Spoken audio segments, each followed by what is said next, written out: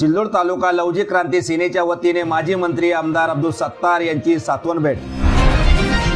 माजी मंत्री आमदार अब्दुल सत्तार यांच्या पत्नी सिल्लोड नगर परिषदेच्या माजी नगराध्यक्षा नफिसा बेगम यांचे मागील आठवड्यात दुःखद निधन झाले होते। त्या अनुषंगाने आज माजी मंत्री आमदार अब्दुल सत्तार यांची लवजी क्रांती सेनेच्या वतीने आज सातवन भेट घेण्यात आली।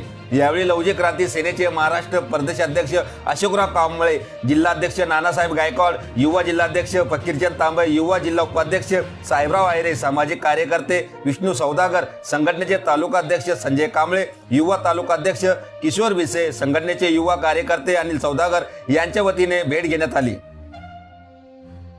आपल्या परिसरातील ताज्या घडामोडी पाहण्यासाठी, अन्याय अत्याचाराला वाचा फोडण्यासाठी वन डे न्यूजला सबस्क्राइब करा व जास्तीत जास्त शेअर करा।